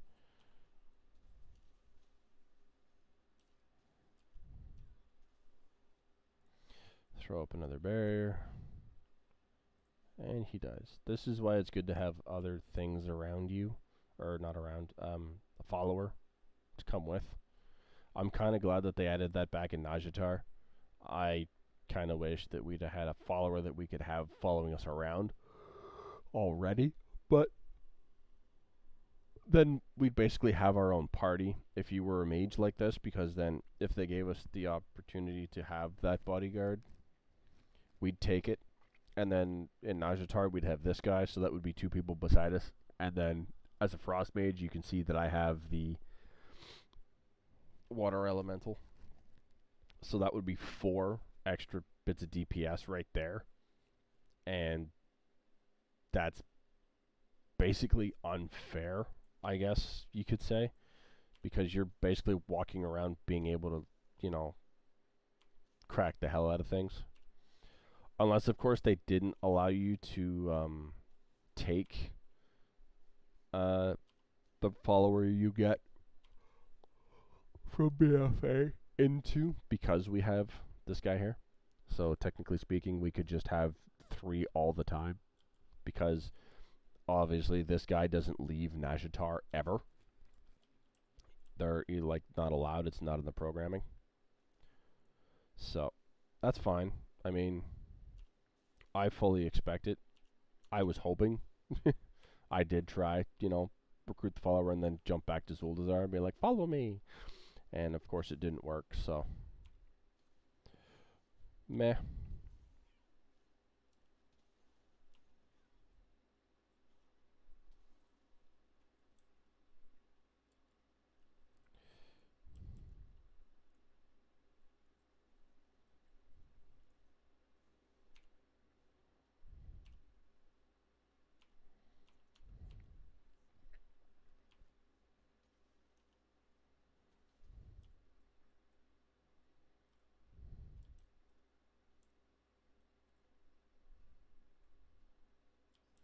This is me trying not to catch the attention of things that are over there.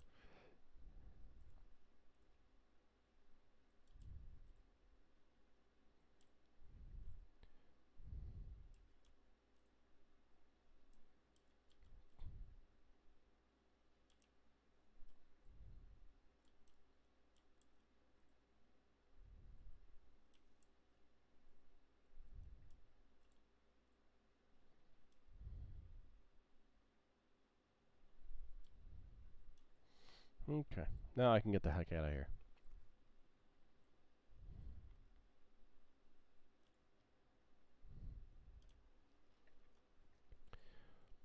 I will head back to New Home after I go back to that friggin' lab.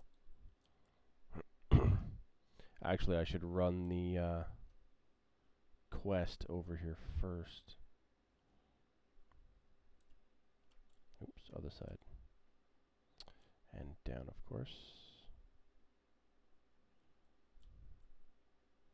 Strange crystal. Oh, this thing again. Whatever. Quest is a quest.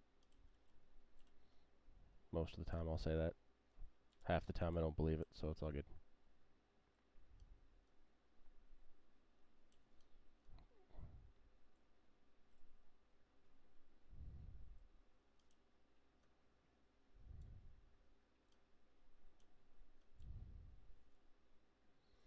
Where the heck are you?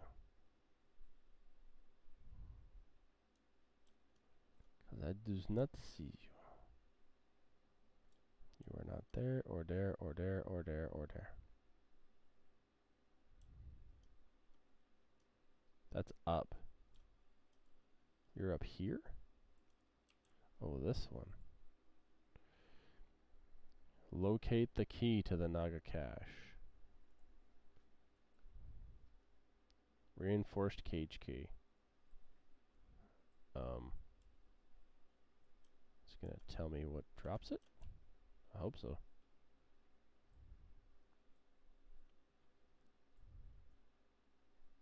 It's not that thing.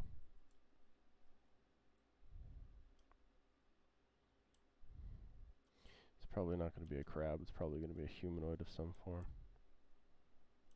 Ah, reinforced cage key. Mirrodins. Lovely. Oh, there's that shell. Oh, I hit flurry. Nuts.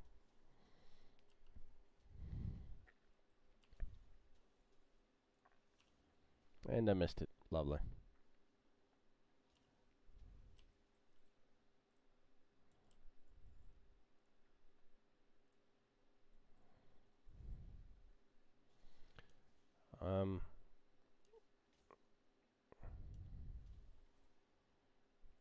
I don't know if a lot of people really like the Frost Mage, or mages in general, but I happen to like this one. I think they're decent play. It also helps that you get a dude to follow you around. It comes in handy. I feel that mages kind of got gypped. On a certain, because only the Frost Mage technically has a companion, whereas I feel that the Fire one should have gotten a Fire companion, and the Arcane Mage should have gotten an Arcane companion.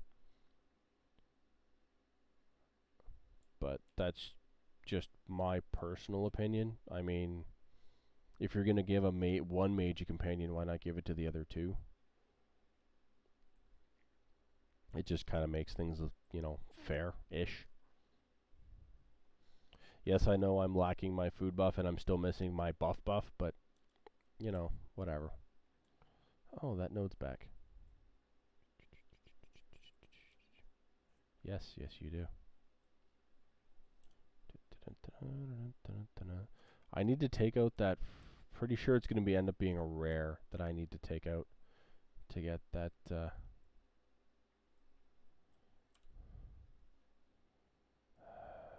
be irritating.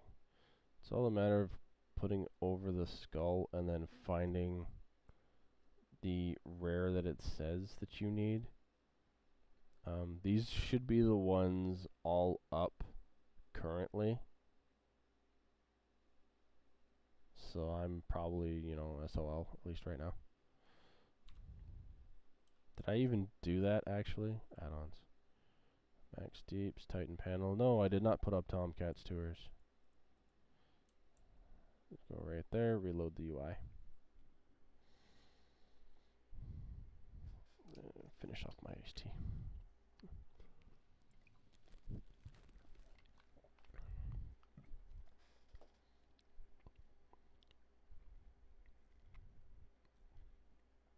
Wow, almost 2 hours in stream. I'll probably cut this at the 2-hour mark. I think you guys have listened to me talk long enough. Hopefully the next stream will be less talking and more doing.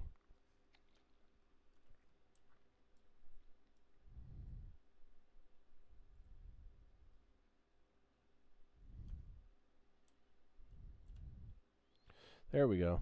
Okay, so these stars are all elites that are, on the thing.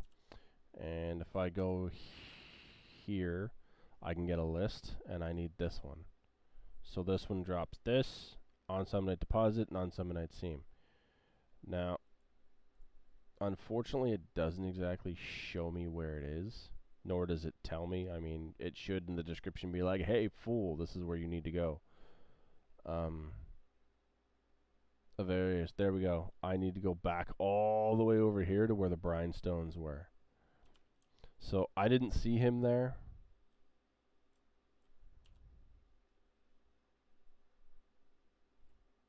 I need to go back. I'm way too far on the one side. I need to go here.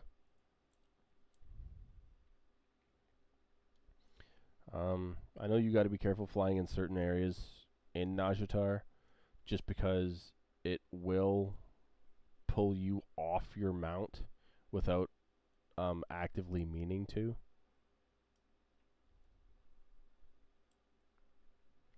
Hey, look, that barrier's up. Yeah.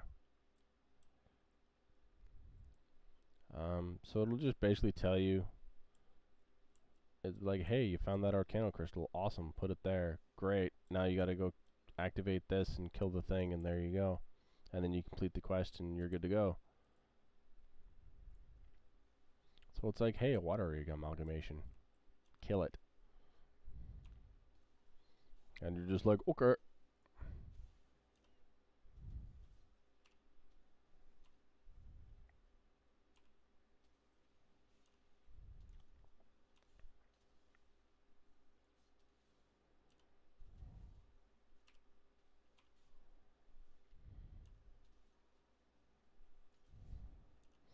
Also, pick and choose your what you block, so to speak, with counter spell.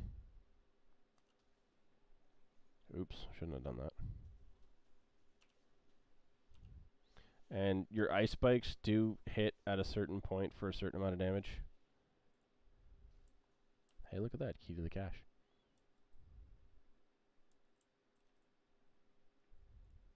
And 10 prismatic mana pearls. And then we can do this and get another 10. And it basically tells you to, you start with the small ones and then you move on to the big ones. Oops. As you can see, it's locked for 1 week until it resets. And it's an elite. Of course it's an elite.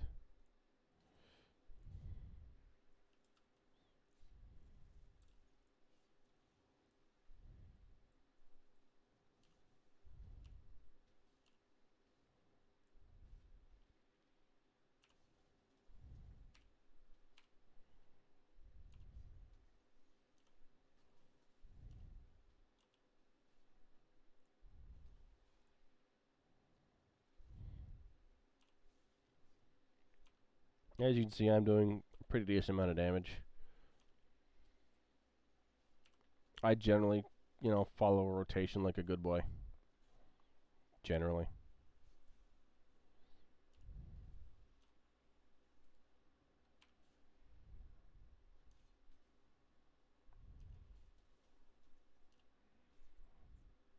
And we didn't get jack. From him, anyway. And there we go. And then we had another 10. Dun da da. So look at that. Because we did that last one, we got 1,000 rep with the Unshackled.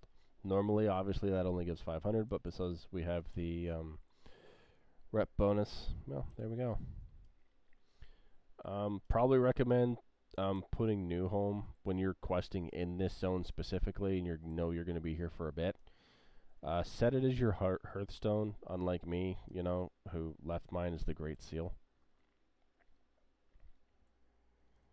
That's pretty much going to wrap it up, at least for now. So yeah, that's, unlocking world quests in Najatar, basically. I'll hand in these quests and yada yada yada.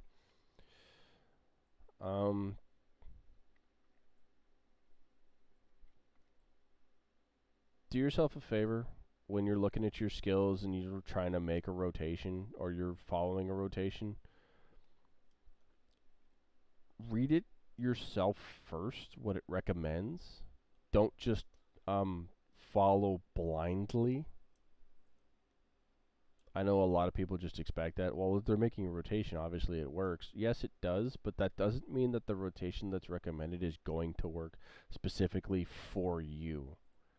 Um, I know that even the rotations at certain points, I don't 100% follow them. So just, take a look. And I'm now friendly. Awesome. That means I can now go back to the quartermaster and buy something, which is good. So leveling your follower pretty much for this zone becomes a requirement if you didn't know. You're going to get stuff like this, and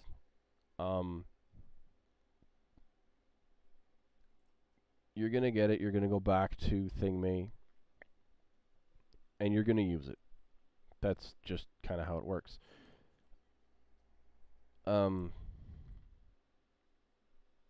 Once it's used, you can come back, and there will be another one. And another one, and another one. And basically until you run out of the ability to have bits and pieces, pretty much. I know going pretty much to level the max for a lot of the ones that you buy here in Najatar, that you have to level your follower up. Like, they need to have a certain period of experience. I think the one that I'm at now requires 4,800, whereas the one before it was 2,400. So just pay attention to little details like that, and it'll kind of help you in the long run prepare. So running those blue quests, not necessarily the world quests, will give your followers so much experience per day, because they do get they are dailies for a reason. So going back and running them will definitely help you.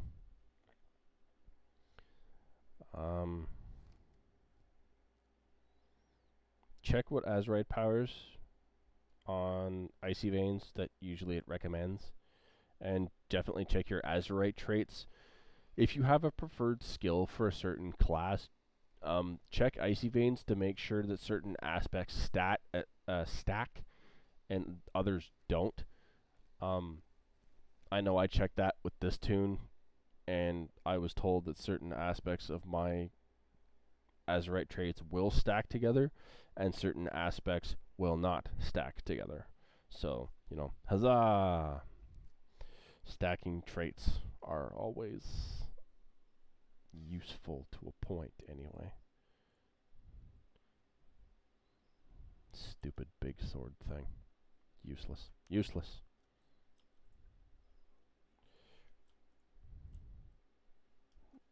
Do, do, do, do, do, do.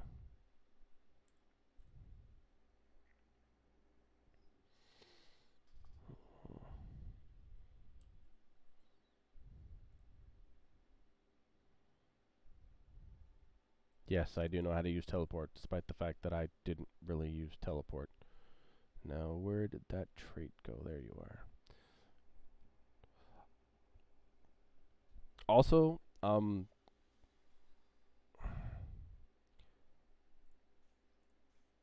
I would generally recommend leveling alts, just because that's what the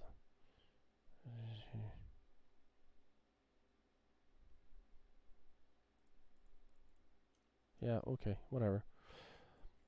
Leveling your alts, I'm going a little over time, but whatever.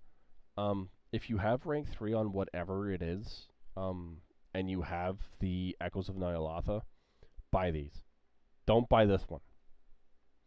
This is the only one I cannot recommend buying, because this is part of the storyline for the Heart of Azeroth. So it's pointless to level this when following the quest line gets this to rank 4 automatically. And yes, rank 4 is the max. So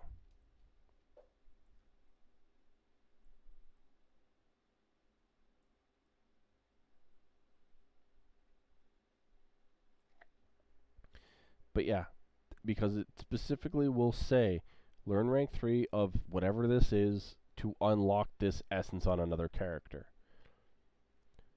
So basically, get rank 3 of as many essences as you can on either your main tune, another tune, or whatever. Doesn't matter, at least not to me. Oops, wrong one. And it'll put you somewhat ahead of the game once you start going through your cloak and what have you, and yada yada yada.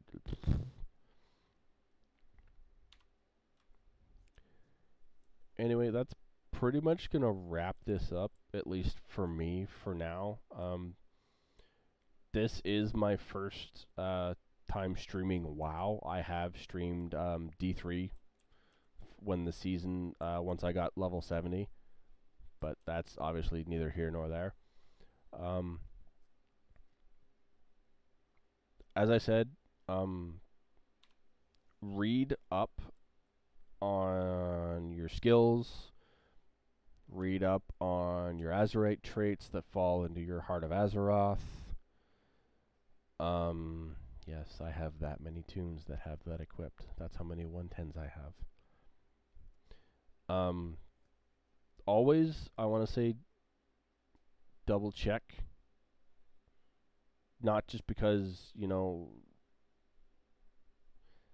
I tell you to. For your own sake of mind, don't just follow the crowd, so to speak, being like, oh, this works for them, this will work for me. That's not always the case.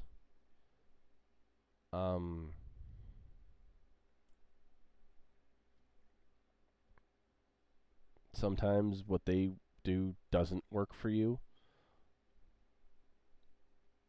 Like, the rotation somewhat works for me. I mean, every time I encounter an enemy, this thing tells me to throw down Icy Veins, throw off my Frozen Orb, throw down my Ebon Bolt, and then follow the rotation from there.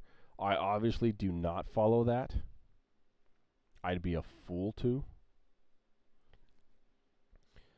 On a regular rotation, just simple enemies, I generally just Frostbolt the hell out of them, throw down an Ice Nova. If I need to get away, throw off a Cone of Cold. I will throw down the Ebon Bolt despite its cooldown time. Generally, that's usually good as a first cast.